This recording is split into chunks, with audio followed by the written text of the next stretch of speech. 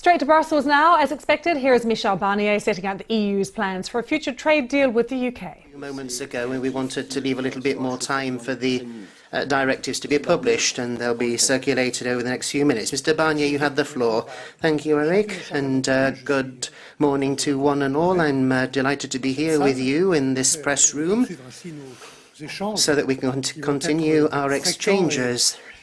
We're going to be exchanging on a regular basis on many occasions in the weeks and months to come. On Friday last week at midnight, the United Kingdom left the European Union. It was a somber moment, very somber, and also a very emotional moment. But it's also an opportunity for a new start, for a new relationship, because our objective from now on is to construct with this great ally, this great neighbour, this great country, which is the United Kingdom, to build a new relationship with that.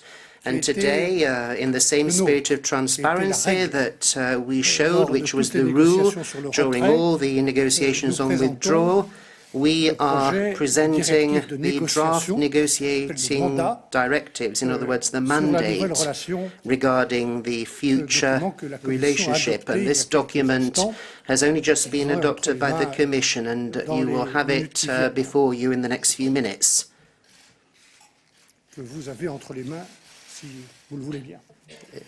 If you want that, of course. Now, this is the mandate which the Commission is proposing to the 27 member states, and it would be set for the negotiating team that it's my honour to lead. We have been preparing this new chapter for a while now. We have together established our objectives with the 27 heads of state and government, the President of the European Council and the European Parliament. So there won't be any real surprises in this for you. And we've done this taking into account the choices that have been made by the United Kingdom. And let me repeat that this is not anything that will surprise you. This mandate is nothing surprising. It's to be seen in the context of two key documents. Firstly, the guidelines set by the European Council back on the 29th of April 2017, which have been again and again reaffirmed, and most recently in December 2019. And the second document, of course, a very important document, is the political declaration on the framework for our future relationship. And I say it's important because this document is a joint document that was approved with Boris Johnson and his government on the 17th of October. And that document has also been approved on that very day by the European Council. Ladies and gentlemen, our aim is to conclude an ambitious partnership with the United Kingdom. But we will remain clear-headed. The most ambitious partnership is the one that we had, because we were in the same union. And I've often said, could I ask everybody please to put their phones on silent? Thank you. C'est dommage parce que c'était une jolie musique. That's a shame because I rather like that ringtone. Like a cinema. Moi, je ne fais pas de cinéma. Je recommandais simplement que nous restions lucides. Now, as I was saying, I want us to remain clear-headed, and as I've said many times over the past, the best relationship with the European Union is and will remain being a member of the European Union. And when you're not a member of the European Union, then objectively speaking, your position is different and less favourable. We now have to address the implications of the choices that the United Kingdom has made. The UK has chosen to leave the European Union, and that's been done. The choice to leave on the 31st of December 2020. If I've understood Boris Johnson correctly, the UK will leave the single market and the customs union. So that means that, amongst other things, this is a choice made by the UK to put an end to free circulation of individuals, also to leave our common ecosystem, which is made up of rules, of standards, of rights, of supervision, of regulations, common shared jurisdiction, and as has been said before, a decision no longer to comply with the case law of the Court of Justice. And because of those choices, the United Kingdom will no longer be able to benefit from the rights and economic advantages which are the preserve of a member state, if indeed on the 31st of December the UK chooses to leave the single market and the customs union. So that's the framework which constrains us, the choices that we are respecting, and this is the context in which we will have to negotiate the best possible relationship.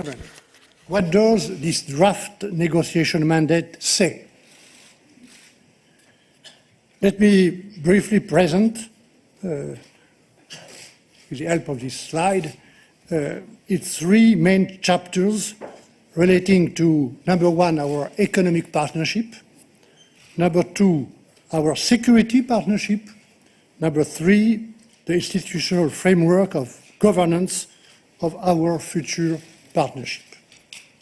And firstly, economy.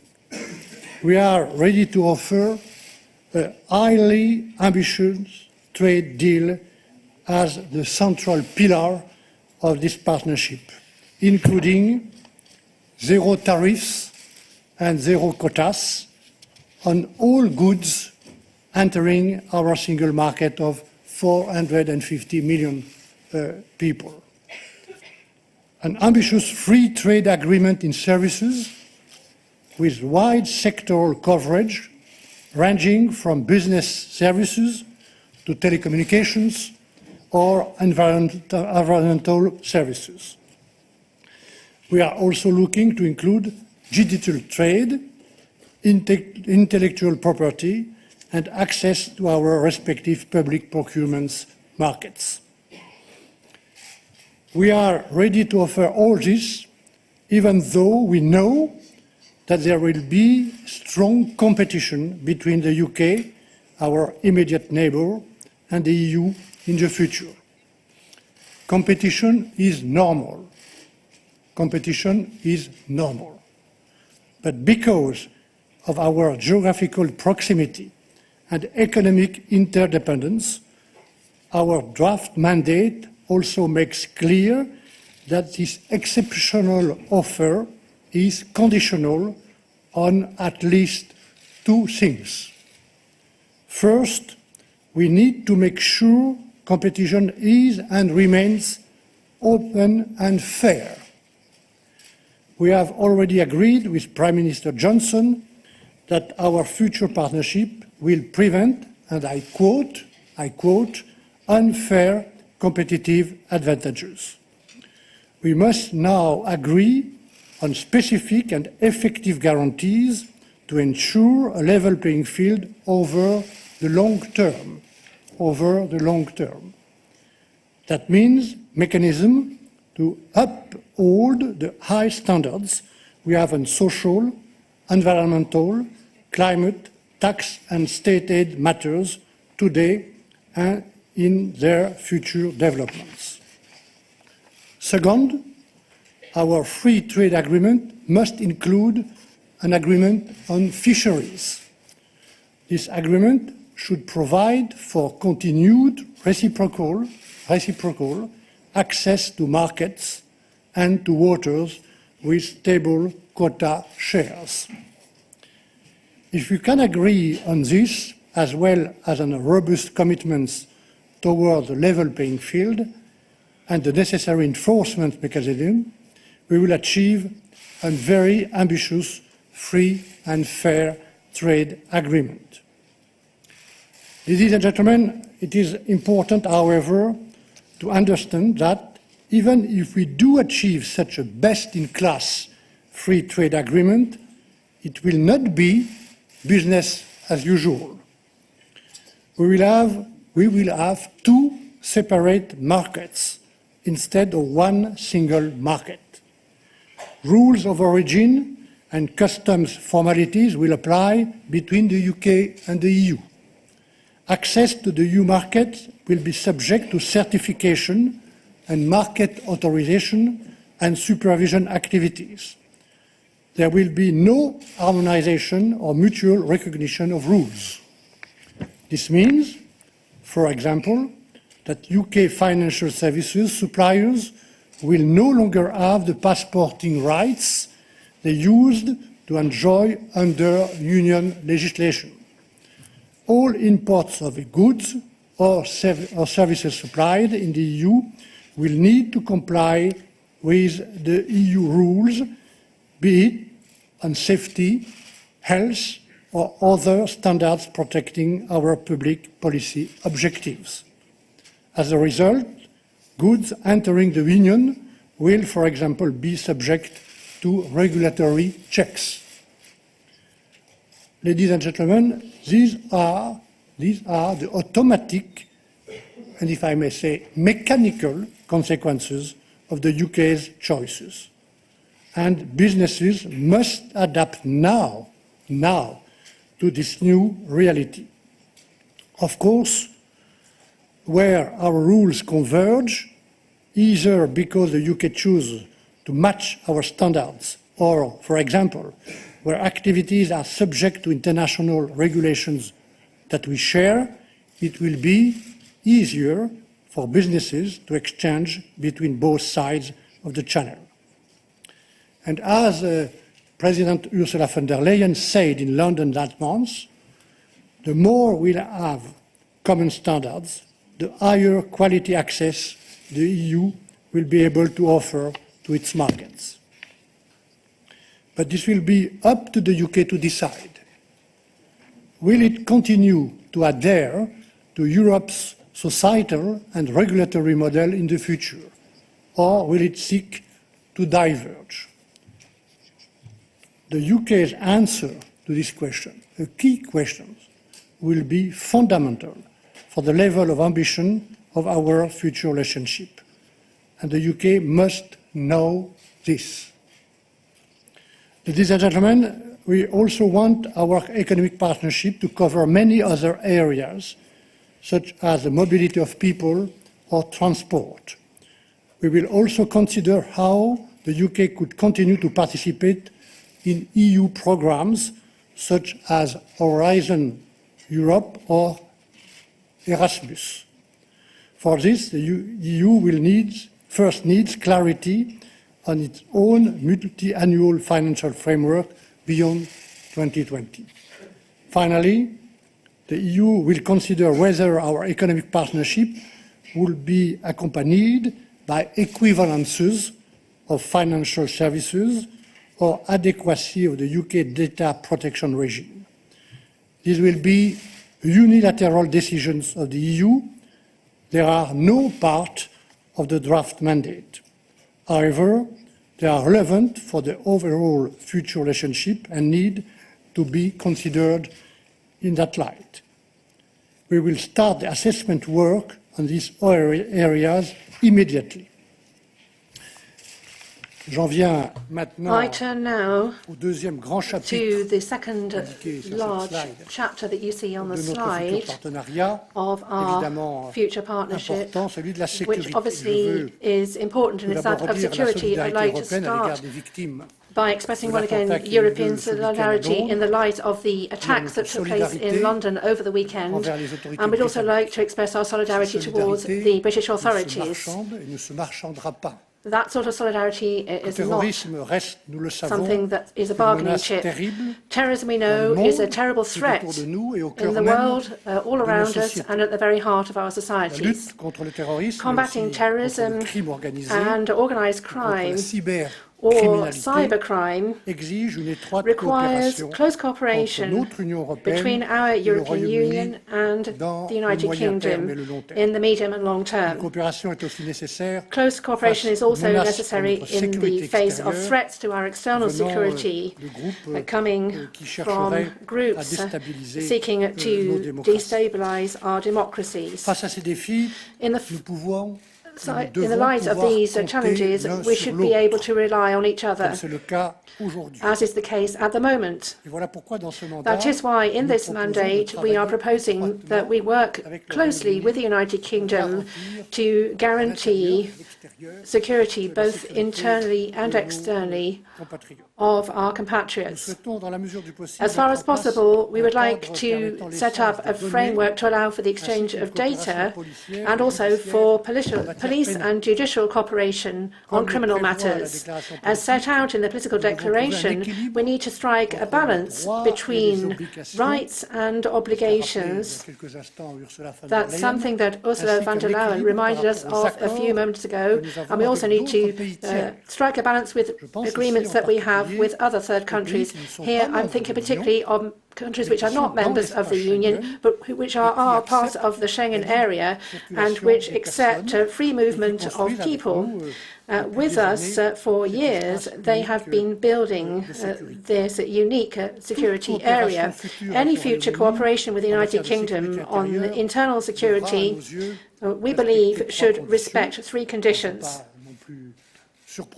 And they will come as no surprise either. Firstly, the United Kingdom should commit itself to applying the European Convention of Human Rights.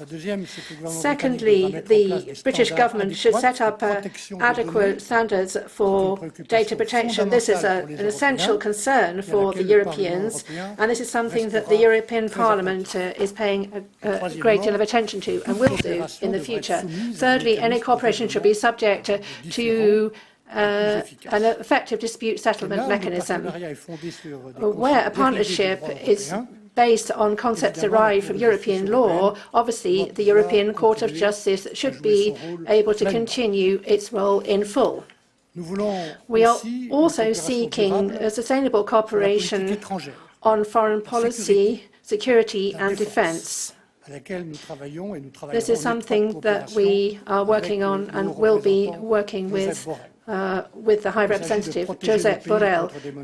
The intention is to protect our countries against external threats and therefore to swiftly create a framework allowing us to work, cooperate and exchange on conflict management and promoting peace and security. For this, we need mechanisms for dialogue, consultation, information exchange and cooperation. These are mechanisms which should fully respect the autonomy and sovereignty of the Union and also the autonomy and sovereignty of the United Kingdom. Lastly, a word on the third chapter, an important chapter, a fundamental one, that of governance. An ambitious partnership will require a robust framework to guarantee its implementation over time, its credibility. So, therefore, that affects its implementation by the two parties. Above and beyond political dialogue and consultation mechanisms, we will need a toolbox so we have an effective dispute regulation mechanism and effective implementation. This governance framework should cover all economic and security areas of cooperation. If certain obligations are not respected by either of the parties, the other party should be able to react rapidly and effectively. Also, we believe in the form of autonomous measures if essential elements of the agreement were to be infringed. So, ladies and gentlemen, this is the draft mandate which will now be discussed between and with the 27 member states. I should be presenting it to the European Parliament on Wednesday. Once this mandate is adopted by the Council on the 25th of February, I hope, we will then be ready to start immediately on negotiations with the United Kingdom on that basis. We will therefore make the best possible use of the time that we have until the 31st of December 2020. That is the date chosen by the United Kingdom to leave the single market and the customs union. I'd like to conclude this point before I answer your questions on a point of methodology. Method has been and will be essential if we are to succeed. There are three conditions that have to be met if we are going to bring a successful conclusion to this new extraordinary set of negotiations, which is subject to time constraints. First of all, we need to move forward on a number of topics in parallel. So specifically, we'll be opening about a dozen or so thematic negotiation tables with the United Kingdom. We wish to make progress in the areas where the consequences of a no-deal separation at the end of 2020 are the most serious. So we would like to work on all of these subjects, but also at some stage when we take stock, we are going to have to move forward perhaps more quickly in areas where there is a greatest risk of no deal at the end of 2020 if there is a failure to agree. In parallel, we shall also be vigilant, and I do have to say this, in ensuring that the withdrawal agreement is properly implemented. It runs to 600 pages. It includes solutions and guarantees for citizens. It set up a sustainable and operational solution to preserve peace and stability on the island of Ireland. It sets out the conditions for the financial settlement and also covers a whole host of other issues. So we shall be vigilant. That is one of the tasks that was afforded to me by the Commission President, namely to ensure that withdrawal agreement is properly implemented. And at regular intervals, I shall have an opportunity to report on implementation in all its aspects with relation to the withdrawal agreement, and I shall do so publicly. If we want to make progress in these negotiations, then it's important that confidence and credibility of our agreements is quite clear and guaranteed. The second key to success is that we will still need a high level of transparency throughout all these negotiations. That is why, on our side, we will continue to work closely, as is a natural course, with the whole of the European Commission under the aegis of its President Ursula von der Leyen, and in tandem with all the commissioners and services concerned who will be closely involved in all the negotiations, and that applies in particular to the Commissioner responsible for trade, Phil Hogan. We'll continue to work closely with the European Council, the President, Charles Michel, and the Member States, particularly with the support from the Council Working Group, which is a key element in terms of transparency and confidence, the Working Party responsible for relations with the United Kingdom, and we'll be reporting to them on an almost weekly basis. And clearly, of course, with the members of the European Parliament under the authority of President Sassoli, and in relation with the new United Kingdom Coordination Group, which is chaired by David McAllister. I have the honour to be their negotiator for these institutions, and I shall continue to act as such at the service of all institutions and also for the unity of the 27. I shall also continue to step up a dialogue with national parliaments in each of the 27 member states of the Union. I'll be listening to all the various stakeholders, trade unions, stakeholders, professional representations, to ensure that a balance of all the interests represented is assured. And as we did throughout the whole of the withdrawal negotiations, we will regularly publish all our negotiating documents, and I, if you so wish, will account personally on progress at the end of each negotiating round. At least I hope so. The third key is that we wish to negotiate in a spirit of mutual respect and professionalism. This will always be my attitude and the attitude of my team across the board. Perhaps I could show the team. Could somebody perhaps put the slide up? It's important to see the faces of the men and women who make up the team. I hope that will appear in due course. This team has two new leaders with great qualities, Clara Martinez, my deputy who is here, and Paulina de Schmeck is working with the Council at the moment. You know those two, they work alongside me, and they are also available for any dialogue that you may seek. I'd simply point out that I'm thinking of them, that this new duo of strong and competent women is replacing Sabine Weyand, who's now Director General for Trade, Stephanie Rizzo, who was alongside the President, who is a deputy in the private office and will be involved, of course, in the post-Brexit negotiations. So they are being replaced by a new female duo. We will negotiate, as we did previously, in the good faith.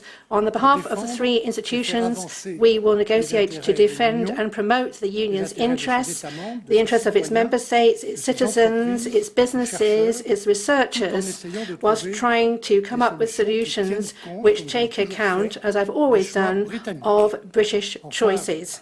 Lastly, I would like to express a sincere hope that each of the two parties would come to the negotiations as friends and partners. And allow me to finish on the point. We need to respect a very demanding framework for negotiations. We have to respect that throughout all the various phases of which it consists and which are set out on that last slide. So I've set out now this set of negotiating guidelines. I would explain that we can continue this exchange at 12:30 with Clara and Pauline in the form of a technical briefing to go into detail when I'm not able to do so myself. But I'm at your disposal. Thank you, Mr. Barnier. We have a question here on the left. Hi, Francesco Arascio, Reuters. Mr. Barnier, can you elaborate a little bit more on what you said about the mechanism to uphold high standards on social, environmental, state aid? Does that require an alignment with the EU rules? And is this alignment a precondition for quota-free and tariff-free trade? And also, would you say that a Canada-style deal is your goal and could be achieved by the end of the year, by October? Thanks.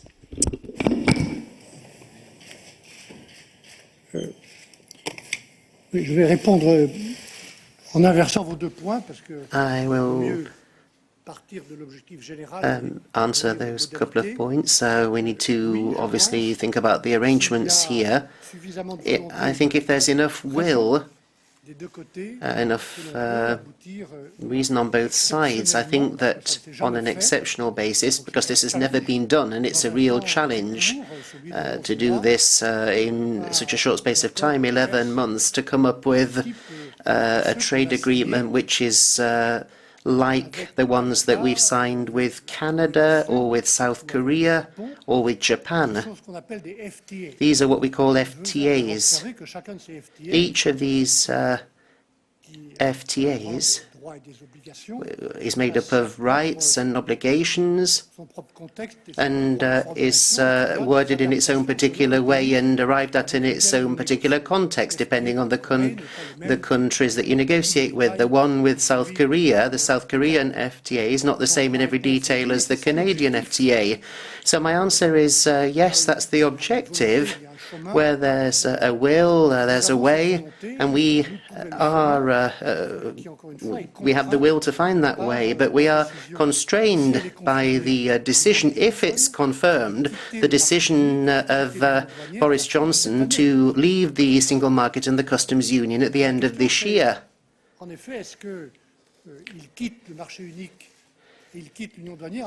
And now is the idea that what we need to discuss now is whether he leaves the single market and the customs union with or without an agreement. That applies to trade, but that applies to all sorts of other areas too.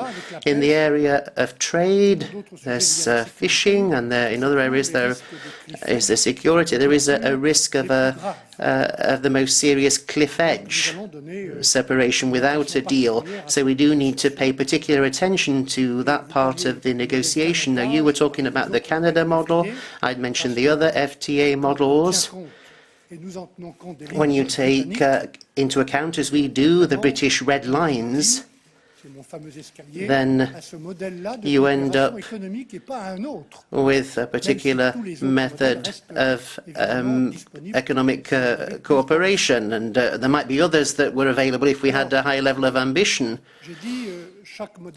Now, as I say, each FTA model is different, has its different features, and there are rights and obligations entailed there, and that's what's been said very clear by Ursula von der Leyen. And the requirements that we are laying down are, of course, the whole issue of the level playing field. Now, let me say here that there's no surprise in this, and there can't possibly be any surprise on the British side to hear that, if we're acting in good faith here.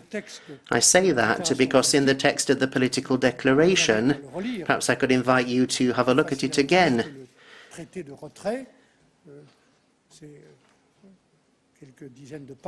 It's easier to read than the full withdrawal agreement. If you look at the political agreement, there are some very clear words there about the objectives of having economic partnership. It says something about goods, where we talk about the level playing field, and there's even a chapter, a full chapter that talks about the description of the level playing field and the objective of having fair and open competition. And in that text,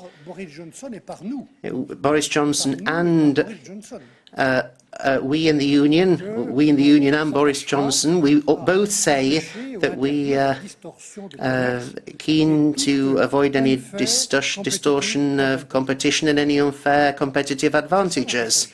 So that's what we're talking about here, and there's nothing surprising in that. And why do I say that? As I said, each FTA has its specific features, but the specific features of the FTA that we'll start negotiating with the UK in a few weeks is a trade negotiation with a major country, which has a huge population. It's geographically by us, right next to us, and it's closely linked to us because over the last 47 years we've been in the same single market. And for the first time in our trading history, which is a long one, we've got more than 60 FTAs and trade agreements. The context that we're working within will not be one in which we encourage convergence of norms and standards, but more a case of managing divergence and to ensure that the divergence that the British wish to rediscover or obtain, we obviously respect that desire, but we don't want that divergence to become an instrument for unfair competition, whereby there'd be disadvantages for EU industry. Now, I can't get embroiled in the details of the mechanism. That will all be discussed in the negotiation, but we're going to be paying very close attention and be very demanding when it comes to the quality and the credibility of this level playing field mechanism for the reasons I've just given. And this will be the key, basically. Zero tariff, zero quotas. It'll be the key to opening up our market, including marketing services.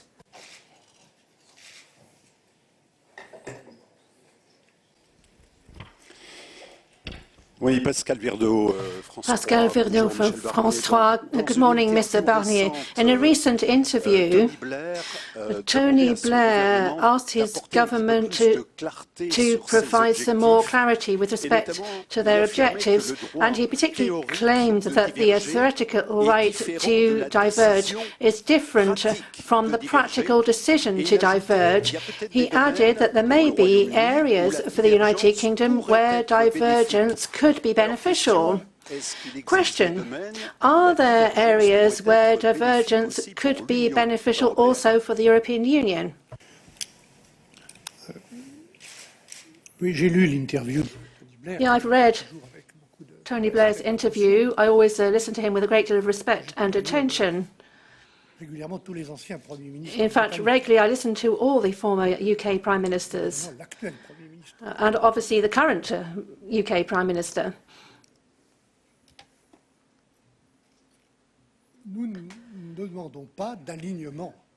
We're not asking for the EU's alignment. chief I know it's negotiator sort of, Michel Barnier. It's another big day in the Brexit drama. Both sides announcing their plans for what they think the future relationship will look like between the EU and Britain.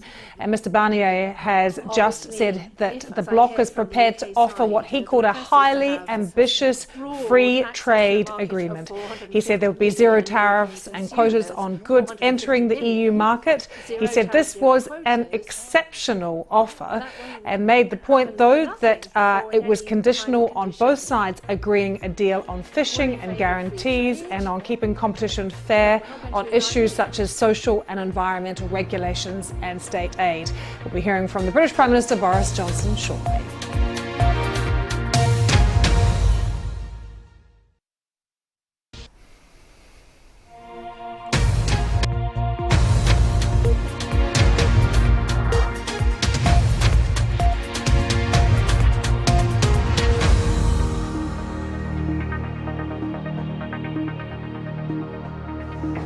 So the UK has left the EU, but what next in the Brexit drama? Well, today both sides are announcing their plans for a trade deal ahead of talks next month. Let's take you straight to the British Prime Minister, Boris Johnson. He is speaking at the Royal Naval College in Greenwich in southeast London. Look at these well-fed nymphs and cupids and what have you. They are not just celebrating the triumph of liberty and peace over tyranny, the official title of the scene. This is the settlement of a long and divisive political question about who gets to sit on the throne of England, and it is visibly resolved, as you can see, in favour of William and Mary, and the result is stability and certainty and optimism and an explosion of global trade propelled by new maritime technology. And above around us you can see the anchors, cables, rudders, sails, oars, ensigns, powder barrels, sextants, the compasses, the grappling irons. In fact, the only important bit of kit that is missing is Harrison's sea clock, also exhibited close by here in Greenwich and also commissioned in the same era, that allowed every ship in the world to determine how far they were from this meridian. So this is it. This is the newly forged United Kingdom on the slipway. This is the moment when it all took off, and you know where this is going today. If we get it right, if we have the courage to follow the instincts and the instructions of the British people, this can be another such moment on the launching pad, because once again we have settled a long-running question of sovereign authority. We have ended a debate that has run for 3.5 years, some would say 47 years. I won't even mention the name of the controversy, except to say that it begins with B and it's receding in the past behind us. We have the opportunity. We have the newly recaptured powers. We know where we want to go. And that is out into the world. And today, in Geneva, our ambassador, Julian Braithwaite, moves seats in the World Trade Organization and takes back control of our tariff schedules, an event that itself deserves to be immortalized in oil. This country is leaving its chrysalis. We are re-emerging after decades of hibernation as a campaigner for global free trade. And frankly, it is not a moment too soon, because the argument for this fundamental liberty is now not being made. We in the global community are in danger of forgetting the key insight of those great Scottish thinkers, the invisible hand of Adam Smith, and of course David Ricardo's more subtle but indispensable principle of comparative advantage, which teaches that if countries learn to specialize and exchange, then overall wealth will increase and productivity will increase, leading Cobden to conclude that free trade is God's diplomacy, the only certain way of uniting people in the bonds of peace. Since the more freely goods cross borders, the less likely it is that troops will ever cross borders. And since these notions were born here in this country, it has been free trade that has done more than any other single economic idea to raise billions out of poverty, and incredibly fast. In 1990, there were 37% of the world's population in absolute poverty. That is now down to less than 10%. And yet, my friends, I am here to warn you today that this beneficial magic is fading. Free trade is being choked. And that is no fault of the people.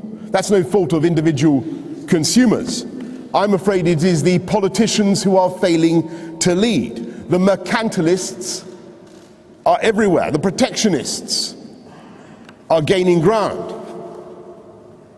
From Brussels to China to Washington, tariffs are being waved around like cudgels, even in debates on foreign policy, where frankly they have no place. And there is an ever-growing proliferation of non-tariff barriers.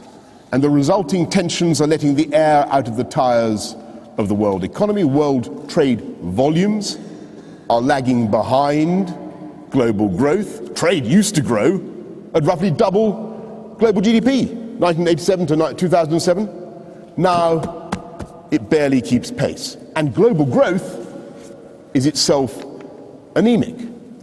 And the decline in global poverty that I referred to, that decline is itself now starting to slow. And in that context, when we're starting to hear some bizarre autarkic rhetoric, when barriers are going up, and when there is a risk that new diseases such as coronavirus will trigger a panic and a desire for market segregation that go beyond what is medically rational to the point of doing real and unnecessary economic damage, then, at that moment, humanity needs some government somewhere that is willing at least to make the case powerfully for freedom of exchange. Some country ready to take off its Clark Kent spectacles and leap into the phone booth and emerge with its cloak flowing as the supercharged champion of the right of populations of the earth to buy and sell freely among each other. And here in Greenwich in the first week of February 2020, I can tell you in all humility that the UK is ready for that role. We're ready for the great multi-dimensional game of chess in which we engage in more than one negotiation at once. And we are limbering up to use nerves and muscles and instincts that this country has not had to use for half a century. Secretary of State Liz Truss tells me she has the teams in place. Is that right, Liz? Yes. She has the lawyers, top dollar I've no doubt, economists, trade policy experts. And if we don't have enough, and if they don't perform, believe me, we'll hire some more. We will reach out to the Commonwealth, which now has some of the fastest growing economies in the world. It was fantastic at the recent Africa summit to see how many wanted to turn that great family of nations into a free trade zone, even if we have to begin with clumps and groups. We will take these ideas forward at Kigali in June. We will engage with Japan and other Trans-Pacific Agreement countries, with old friends and partners, Australia, New Zealand, Canada, on whom we deliberately turned our backs in the early 1970s. We will get going with our friends in America. And I share the optimism of President Trump. And I say to all the naive and juvenile anti-Americans in this country, if there are any, there seem to be some, I say, grow up, get a grip. The US already buys 1/5 of everything we export. And yes, of course, there are going to be difficulties, and our shower trays still seem to fall foul of US rules, Liz. And if you want to sell insurance across America, Mr. Ambassador, you still have to deal with 50 separate regulators. And it is high time, I think we all agree, that they cut their punitive tariffs on Scotch whisky. And it goes without saying to all those conspiracy theorists who may still be in existence, all those believers in the Bermuda Triangle, or who think that Elvis is shortly to be found on Mars, it goes without saying that the NHS is not on the table. And we will not accept any diminution in food, hygiene, or animal welfare standards. But I must say to the America bashers in this country, if there are any, in doing free trade deals, we will be governed by science and not by mumbo jumbo, because the potential is enormous. And of course, that brings me to the other area where the potential is perhaps even greater. We want a thriving trade and economic relationship with the EU. Our historic friends, partners, neighbours, and I shall today be tabling a parliamentary statement spelling out our objectives. And at the outset, I just want to say to our friends, I want to reassure you about one thing. I want to lay one myth to rest. We will not engage in some cutthroat race to the bottom. We are not leaving the EU to undermine European standards. We will not engage in any kind of dumping, whether commercial or social or environmental. And don't just listen to what I say or what we say. Look at what we do. And I say respectfully to our friends that in all those three crucial areas that I just mentioned, the anxiety should really be on our side of the channel, not yours. Look at state aid. France spends twice as much on state aid as the UK. Germany, 3 times as much. Who's using subsidies to undercut? Not the UK. In fact, the EU has enforced state aid rules against the UK only 4 times in the last 21 years, compared with 29 enforcement actions against France, 45 against Italy, and 67 against Germany. The same applies even more emphatically to social policy. And here again, I dispel the absurd caricature of Britain as a nation bent on the slash and burn of workers' rights and environmental protection, as if we are saved from Dickensian squalor only by enlightened EU regulation, as if it was only thanks to Brussels that we're not preparing to send children back up chimneys. In one field after another, Britain is far ahead. The EU waited until last year before introducing 2 weeks of paid paternity leave. We in the UK guaranteed that right nearly 2 decades ago. The EU gives employees the right to request flexible working only if they are parents or carers. The UK provides that right to every employee with more than 6 months' service, and they can make the request for any reason. The EU provides a minimum of 14 weeks paid maternity leave. Britain offers up to a year with 39 weeks paid and an option to convert this to shared parental leave. How about that? The UK has a higher minimum wage than all but 3 EU member states. In fact, 6 EU countries have no minimum wage at all. As for the environment, look at animal welfare. It's not just that we want to go further than the EU in banning live shipment of animals. There are ways in which we are already further ahead. The UK banned veal crates fully 16 years before the EU. We are protecting elephants by introducing one of the strictest ivory bans in the world. And the EU, meanwhile, is still in the consultation stage. And on the great environmental issue of our time, perhaps the greatest issue facing humanity, Britain was the first major economy in the world, let alone the EU, to place upon our own shoulders a legal obligation to be carbon neutral by 2050. That will put huge strains on our system. We know that, Saj. It will require thought and effort and change. But we know we can do it. We've cut carbon emissions by nearly twice the EU average since 1990, 42%. We've cut, well, the GDP has grown by about 70%. But here is the question. Are we going to insist that the EU does everything that we do as the price of free trade? Are we? Of course not. Our legislation to ban single-use plastics goes further and faster than anything proposed by the EU.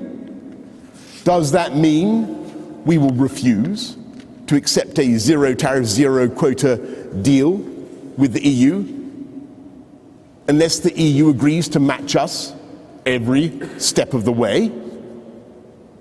Will we stop Italian cars or German wine? No stereotypes here. From entering this country tariff-free or quota-free unless the EU matches our UK laws on plastic coffee stirrers or maternity leave, or unless they match our laws in any other field of policy that might conceivably affect the production of an Alfa Romeo or a bottle of Gewürztraminer? Will we accuse them of dumping? Of course not. Or wanting to dump? Of course not. So I hope our friends will understand that what is sauce for the goose is sauce for the gander. There is no need for a free trade agreement to involve accepting EU rules on competition policies, subsidies, social protection, the environment, or anything similar, any more than the EU should be obliged to accept UK rules. The UK will maintain the highest standards in these areas, better in many respects than those of the EU, without the compulsion of a treaty. And it is vital to say this now, clearly, because we have so often been told that we must choose between full access to the EU market, along with accepting its rules and courts, on the Norway model, or a free trade agreement, which opens up markets and avoids the full panoply of EU regulation, like the Canada deal. Well, folks, I hope you got the message by now. We've made a choice.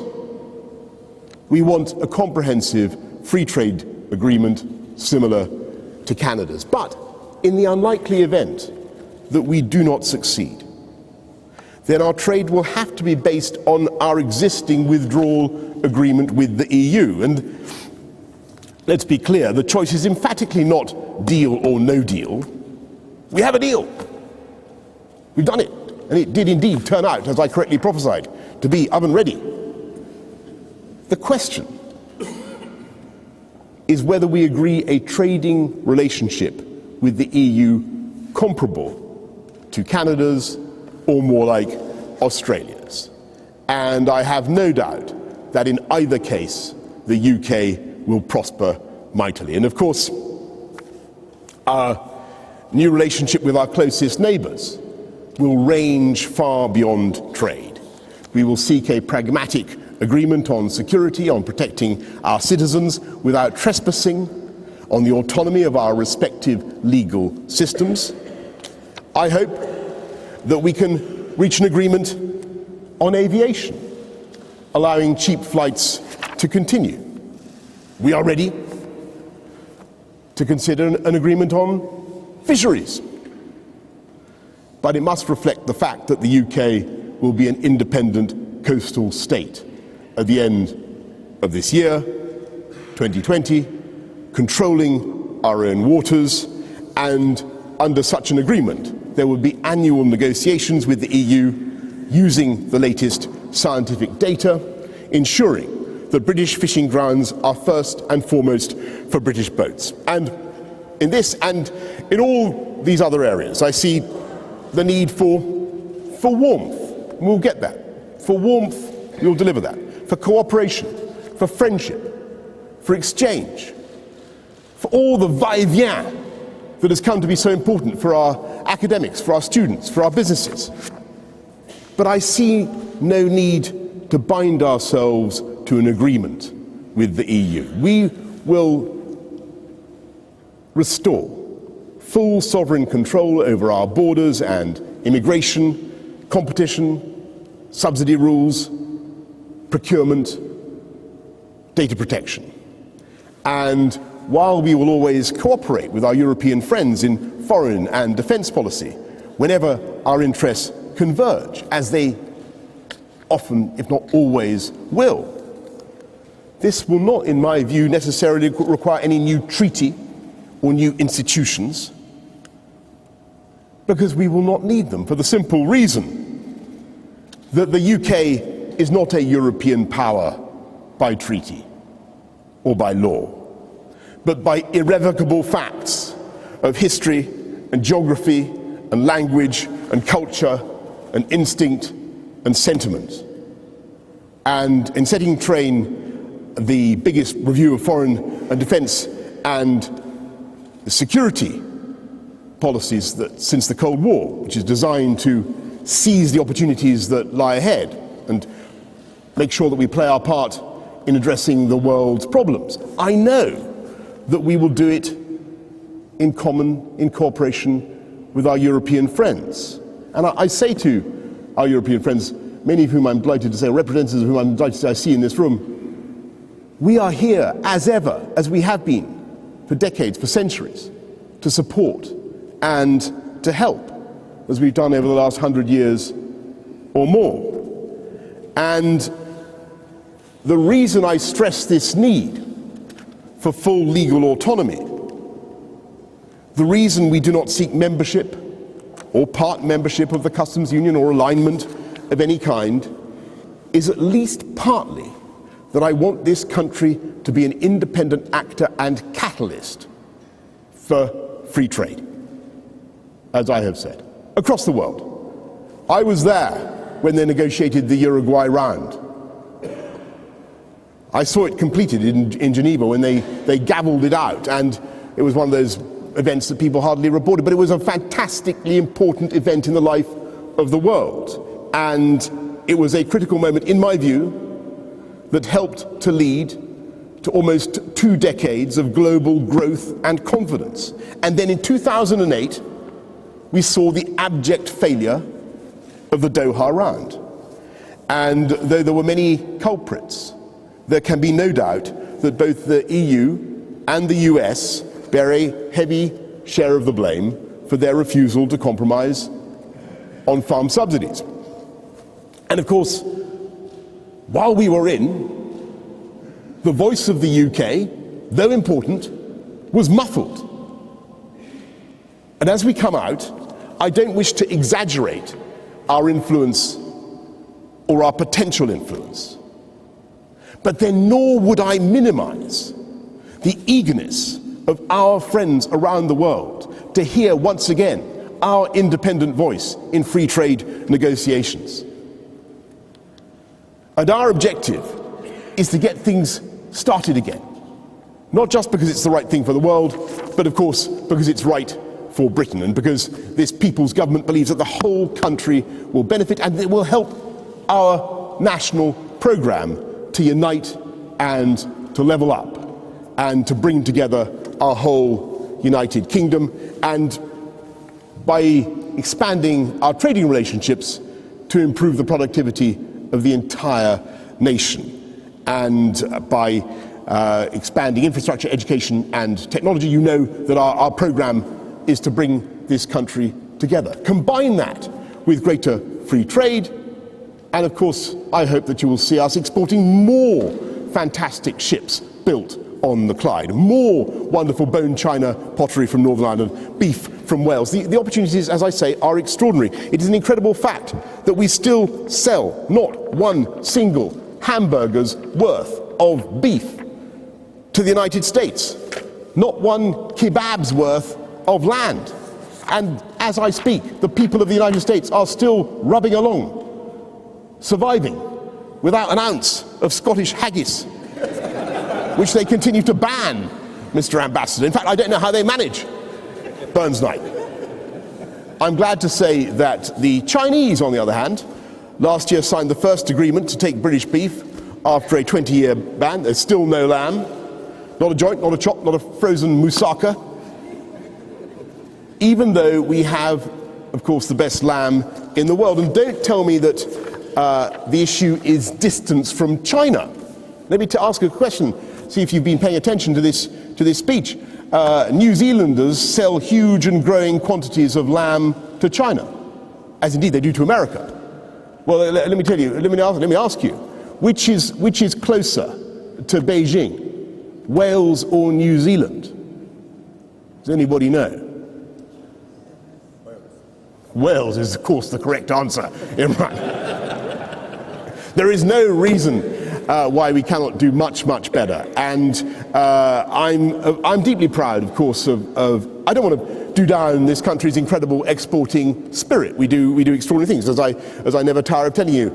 Tea to China, increasing quantities of chocolate cake to France, TV aerials to South Korea, boomerangs to Australia, and Nigel Farage to America, though he came back, of course. But this is the moment. This is the moment when we think back to our past, to the spirit that made this country great, and this is the moment for us to go up a gear again and to recapture the spirit of those seafaring ancestors immortalized above us, whose exploits brought us not just riches, but something far more important than that. And that was a truly global perspective.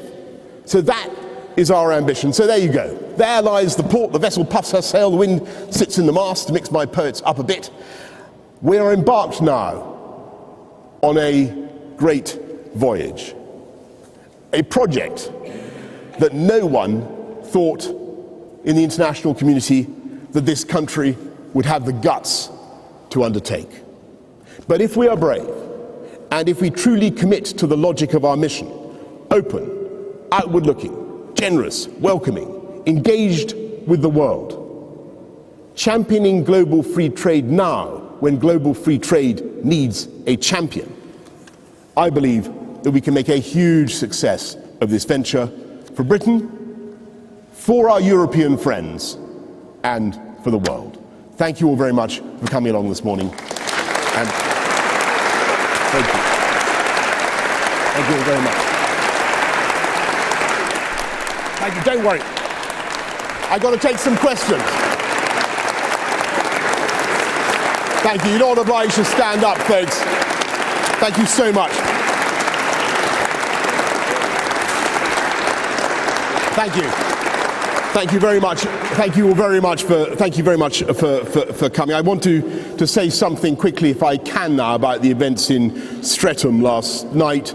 And first of all, of course, I want to thank the police very much for their speedy and very brave response to what took place.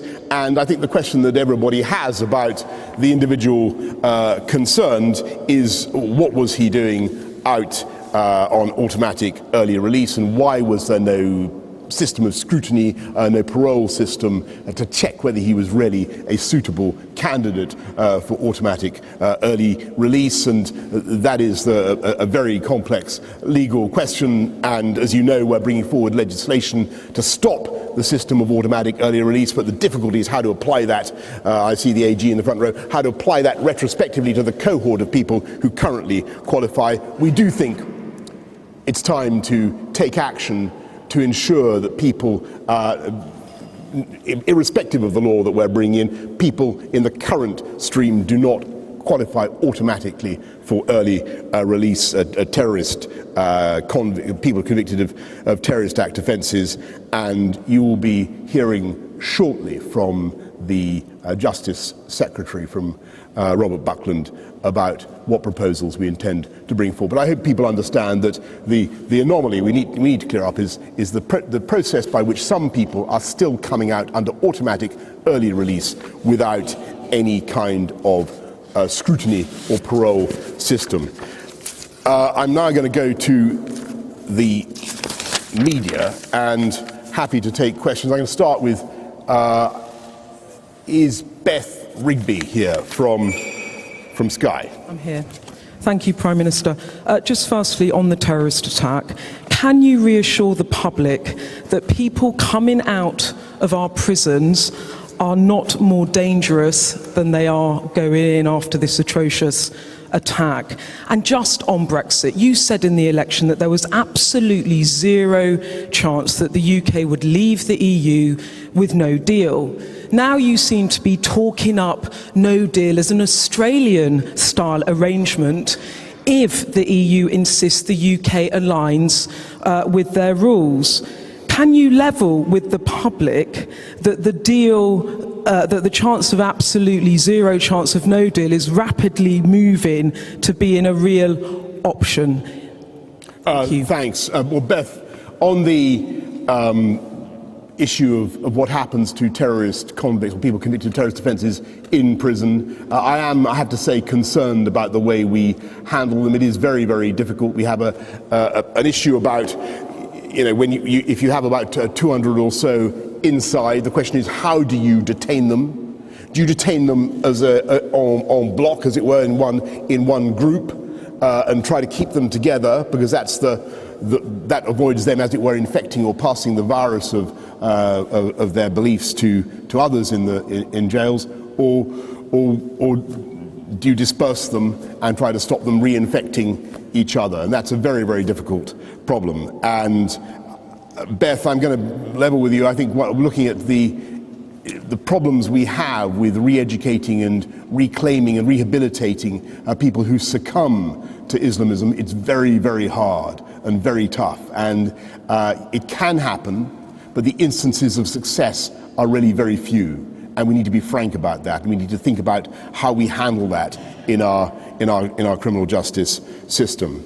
Now, on the deal, we have a deal. And what I said during the election, you'll have heard me say many, many times, we have a deal, it's a great deal, and it was up and ready and it's gone through. And we look forward to building a new relationship, not just with the EU, but with friends and partners around the world. And Gary from Channel 4 News, Gary Gibbon. Thank you very much. Just on that euphemism of choice now for no deal, a trading relationship corresponding to Australia's with the EU, that is a new euphemism for no deal, isn't it? Because there is no trade agreement you can point to.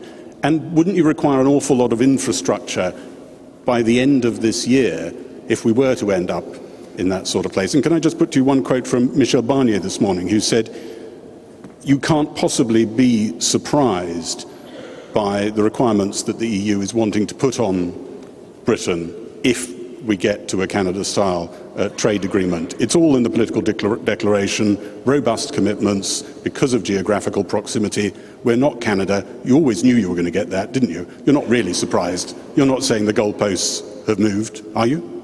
So, Gary, as I said to Beth, we have a deal. We have come out on the basis of that deal. And as for the political declaration, it makes it very clear that both sides will commit to high standards. And I think everybody here this morning will agree that I quite laboriously explained that in many instances the UK standards are higher than those of the EU, but we do not place any requirement upon the EU to conform with our standards, nor do we think that that rule should apply vice versa. Mesa Hall, Express. Thank you, Prime Minister. The EU has indicated that it wants to listen to Spain and ensure that Gibraltar is not included in any trade deal. Will you stand up to defend the ROC against this? Yes. Thanks, Mesa. Well, I can definitely confirm to you and to the people of Gibraltar that the UK will be negotiating on behalf of the entire UK family, and that certainly includes Gibraltar, and the sovereignty of Gibraltar remains, as everybody knows, indivisible. Francis Elliott, The Times. Hello, Prime Minister. What legal underpinning will there be for your commitments on state aid, for instance, competition, environment? I mean, how are you going to reassure the EU in legal effect that you got? And just on your remarks on US standards, do you believe that people who have concerns about chlorinated chicken, for instance, believe in mumbo jumbo? What could you say a little bit more about the mumbo jumbo that you think the American bashers are portraying? Yeah.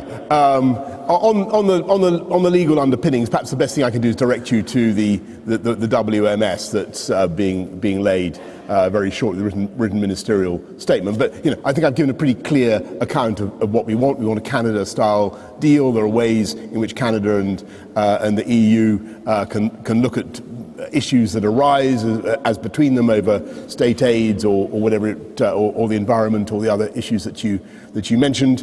And on mumbo jumbo, look, I don't want to. All I'm saying is we're governed by science. I don't wish to single out any particular belief as being mumbo jumbo. And I totally understand the concerns about chlorinated chicken. That is because it's not a hygiene issue. It's an animal welfare issue. And what we will do is use our negotiations to persuade our partners to, if they want to trade freely with us, then obviously they'll have to accept our approach to animal welfare. And that seems to me to be reasonable. So, but there are other issues where I think that I've heard a certain amount of hysterical, and there's a sort of thing about it as though American food was somehow inferior. I mean, I look at the Americans; they look pretty well nourished to me, and I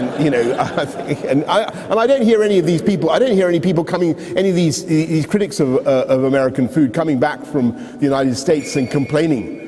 I think you've served in. I think you've reported many times, Francis, from.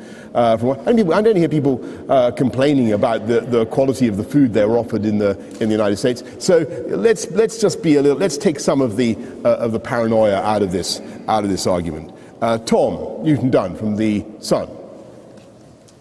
Thank you, Prime Minister. Just to be clear, the Canada deal with the EU does have some level playing field provisions in it. Are you saying you will accept some sort of legal binding level playing field, but not necessarily the EU standards, some international global standards perhaps? And just quickly on the terror attack yesterday, is it now time to consider looking again at bringing back control orders? Because there's always going to be a problem with releasing suspects. TPIMs, it would appear from the two attacks we've just had, have consistently failed. Yeah, thanks, Tom. Well, I think look, the best thing I can say on our approach is look at the Canada deal. You want a pretty smooth and unintrusive system of resolving differences in the way that I described to Francis, but without the need for any kind of EU jurisdiction, the European Court of Justice, or anything remotely approaching that, and we're confident that we can do that on the Canada model. But again, I direct you to the WMS on TPIMs and control orders. There's a lot of discussion about that, as you can imagine. But my anxiety is that we do not want to get back to a system where you have a lot of very, very laborious surveillance by our hard-push security services, by the CT operation, by the Met, when a custodial version might be better. And looking at the case of Faraz Aman, for instance, and Usman Khan that preceded him, I cannot help but think, as I said at the time and as I say to you today, I cannot help but think that the custodial option would have been better in both cases, Tom. Jason Groves from the Mail. Thanks, Prime Minister. Cases like yesterday make people's blood boil. We're told there's 200 or so terrorist offenders due for early release in the coming months. Can you give us a guarantee? You've talked about the difficulties. Can we have a guarantee those people won't be released unless they're deemed safe? And on Brexit, you got through a half-an-hour speech without mentioning the Brexit word. Is it banned? What's happened to it? It's not banned. It's just over.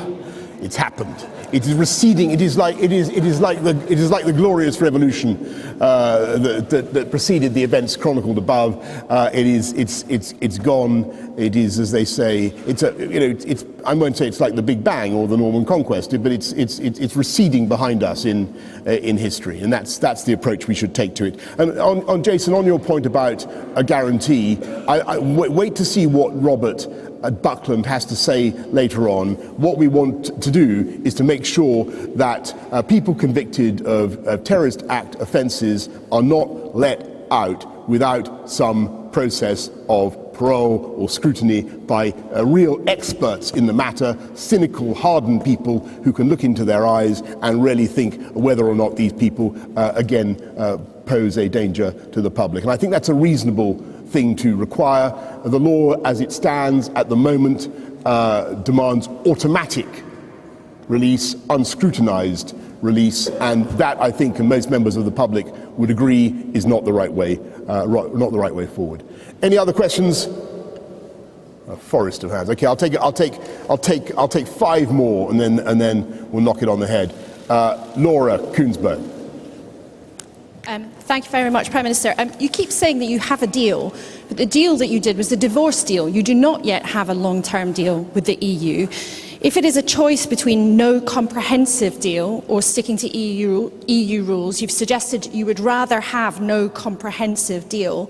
But do you accept that that might have significant costs for jobs, businesses and people's prosperities, as well as the benefits that you claim there might be? Yeah. Laura, I just want to repeat what I said earlier on. We've got a deal. It's a great deal, but we're out. And when I hear prophecies of doom, I've heard them before. I don't believe in them. This is a fantastically robust, dynamic economy, and will continue to be so. Next, please. Could you? I'm afraid Robert Peston. Okay, Prime Minister Boris Johnson there taking questions after his speech. His speech, of course, delivering what it is that the UK is looking for in the trade deal. Of course, that is the next step of this Brexit, although he doesn't like to use Brexit anymore, but that's the next step over the next 11 months, is to hopefully strike a trade deal with the EU and possibly other countries, but certainly with the EU by the end of this year. Andrew Walker, our economics correspondent, is in the studio and been listening as well. Andrew, good to see you. So this whole Canada deal that they're talking about, we want, the UK wants this Canada deal. Just to the uninitiated around the world, what does that look like? What is the Canada deal? It eliminates tariffs on almost all trade in goods. Not quite all, but on both sides, yeah, going both directions. There's also some degree of regulatory cooperation. Regulations can be, in many cases, they're actually a more important barrier to trade than tariffs are. So there is some degree of regulatory cooperation, discussions about regulatory plans, but it is a long way short of the kind of shared regulatory system that the EU countries have among themselves. And there's also a little bit by way of commitments on what is what's become known as the level playing field. This is areas such as labour standards, environmental standards, state aid, competition policy, intended to eliminate the scope for what some people would see as being unfair competition. There's a little bit of that on labour standards in the Canada deal, but really not very much. Yeah, so why is it that there's a lot of people, there's certainly critics and the Remainers, who would say, feel that because the UK has left the EU, that all of a sudden the UK standards drop? I mean, that's not necessarily the case. Boris Johnson said the UK standards could even go higher than the EU's. So what's in the political declaration, which Britain and the EU signed up to as part of this withdrawal process, is a commitment to a tariff-free, quota-free trade system with a level playing field to ensure that competition is essentially fair. So that is in there already in the political declaration. Certainly, the EU's concern is what has sometimes been called Singapore-on-Thames, the idea that, that Britain might drop some of the regulatory standards and give an unfair, as the EU would see it, competitive advantages to businesses operating here. And if that were to be the case, the EU side have made it very clear that they would not be very happy about providing the tariff-free access that, other things being equal, both sides would like to achieve. And part of that whole debate is also on state aid, right? They've been talking about state aid, but won't some point to the EU or Europe and go, well, some of these European countries, you know, possibly give more state aid than the UK does? The position at the moment is that all those countries, including the UK, are subject to the EU's state aid rules, and they do sometimes get taken to task by the European Commission and in the European Court for it. I think the concern is that at least the concern that the EU has is that whatever the UK's position has been up till now, they are worried that the UK might do things, provide additional incentives to companies to come, international companies to come and invest here. And what the Irish Prime Minister said yesterday, Leo Varadkar, was that if the UK really isn't going to lower its standards, then what's the problem about making some sort of commitment to that in legislation? At the end of the day, though, look, I mean, you know, we knew today that the EU's chief negotiator, Michel Barnier, was going to come out and stand tough and firm, and Boris Johnson doing the same for the UK side. But at the end of the day, it's going to have to be a trade-off, right? That's what some are saying, to finally reach a deal by the end of the year. Well, yes, absolutely. Yes, absolutely. I mean, you have to say that if both sides were to absolutely stick to the positions they've set out in the last hour or so, you wouldn't get a deal. No. But someone's going to move one way or another, or it must be said, it is still not out of the question that we might end up with a situation of the UK and the European Union trading on what are called WTO terms, so imposing tariffs and various other. So maybe not getting a deal, and then not getting a deal. Right. Neither side say they want that, but it's not to be discounted altogether. Okay, and we've got 11 months of this. We'll have 11 months of such fun. No doubt, I'll talk to you again very soon. I'll look forward to it. Yeah, do so, please. Me too, I think. Andrew Walker joining me there. Okay, let me just touch on some of the other stories in business making headline news. Okay, let's get more on Brexit now, because British Prime Minister Boris Johnson says there is no need for Britain to follow any of the EU's rules in a future trade deal. The UK has just 11 months, as you know, to agree a new trading relationship with the world's biggest economic bloc. Mr Johnson said the UK should have a similar deal to Canada's trade pact with Europe. Well, who other than to speak about that? Christoph Bondy joins us. He helped to negotiate Canada's free trade deal with the EU. He's now a partner with the firm Steptoe and Johnson, and joins us. And a familiar face as well. Christoph, good to see you. Nice to see you. What does a Canada free trade deal with the EU look like that we could replicate? Well, these are deals that are put in place for two economies that are seeking to integrate, that haven't got the same level of deep integration of the UK with the EU.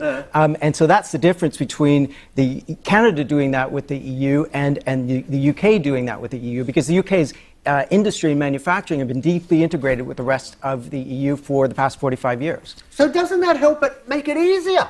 It to does, get a trade deal with the EU? It doesn't, actually, because what the EU is concerned about is the UK suddenly sitting on its doorstep and playing by a different rule book, but having direct access into the EU market. And in conditions where the UK government is saying, well, we're not going to play by the rules, you are immediately setting up a clash. So that's going to be the challenge. There's going to be the EU interest in having access to the UK market. It's not an insignificant market. But at the same time, UK manufacturing functions in a deeply integrated way with the rest of the EU. And if the UK is saying, we're not playing by your rules, UK manufacturing is going to have a big problem, and services as well. And part of the speeches today, and certainly the murmurings that we're hearing out of the EU, is that many believe that because the UK is out of Europe, that the UK standards are going to drop. And in some cases, people here are going, we could improve our standards. They could even be better than the EU's. The question is whether or not they're the same or different. And sometimes standards can look very much the same, but the testing for them is different. When you have a free trade agreement, usually what you're doing is saying, I will check my products to see if they fit with your standards. You will check your products to see if they fit my standards. That's fine when two economies are already, like Canada and the EU's,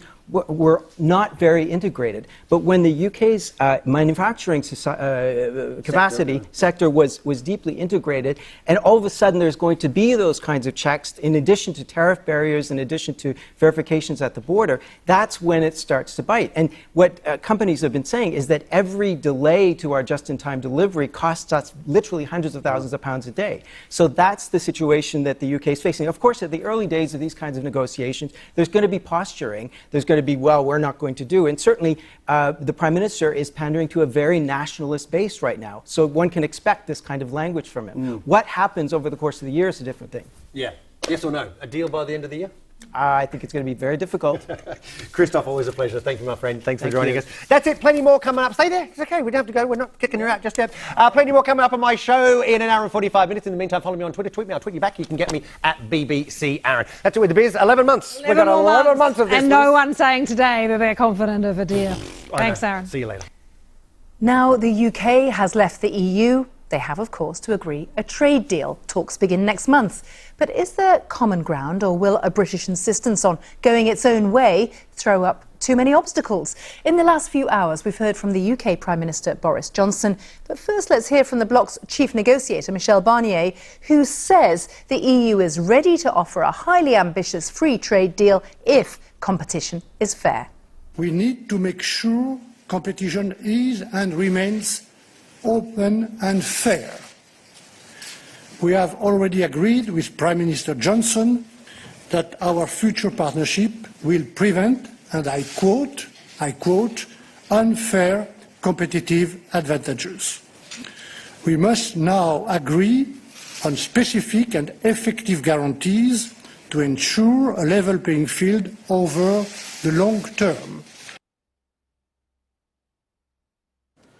There is no need for a free trade agreement to involve accepting EU rules on competition policy, subsidies, social protection, the environment, or anything similar, any more than the EU should be obliged to accept UK rules. The UK will maintain the highest standards in these areas, better in many respects than those of the EU, without the compulsion of a treaty. Let's go to Adam Fleming in Brussels for us. What do you make of these two approaches, Adam? Well, there's already quite clearly two areas of potentially quite big disagreement. The first is on this idea of the level playing field. How do you ensure fair competition between the UK and EU's businesses that benefit from that free trade agreement? The EU says there will have to be some kind of commitments from the UK on things like environmental legislation, workers' rights, international taxation principles, and also what's known as state aid. That's how the UK government would intervene to help companies. Boris Johnson doesn't seem to be very much in favour of signing up to those commitments. How will they be able to find a compromise in that area, or will that derail the whole process? The other area, and I'm sorry to use a jargon word, is governance. The EU is really keen on creating a structure that wraps around all the different bits of the agreement to settle disputes and manage the relationship as it evolves, which would also have a bit of a role for the European Court of Justice and the judges in Luxembourg. The UK is resisting that sort of thing and says, no, we don't need to create new institutions or new ways of managing the relationship. Just do what you do with every other country which has deals with the EU. So it will be really interesting to see how those two positions evolve or move apart or come together as the months progress. The other big point that Michel Barnier, the EU chief negotiator, was making at his press conference here this morning is that nothing that he's unveiled today in his negotiating objectives should come as a surprise to the UK, because the UK signed up to all these principles last year in the political declaration, which is the forward-looking bit of the Brexit deal, which mostly dealt with the divorce. Quick thought, Adam, on how much leverage the UK has in these negotiations. I mean, that's hard to say. The big thing, though, that the UK has is very rich fishing waters which lots of EU boats rely on for their livelihood. So the EU has said there has to be a deal that will give EU fishing boats access to British waters, which in return will give British fishing boats access to the EU market for the fish that they catch. And all that will have to be agreed if there's going to be this free trade agreement. The two are inextricably linked, as Michel Barnier put it. So I think that will be an area where the UK will dangle in front of the EU. But there's going to be 12 different separate negotiating strands covering different sectors, according to Michel Barnier. He thinks they will all start working at the very beginning of March, and the negotiations will be split between London and Brussels, rather than all taking place here, as they did for the Brexit withdrawal agreement. Adam, thank you. I think we're going to be talking about fishing and much more at many points here on Impact over the next few months of negotiations. So there's also a lot more for you on that, on any of the areas of EU policy and the potentially volatile negotiations that you're interested in. A lot more on the BBC Online. Stay with us. I'll be back with more in just a few minutes.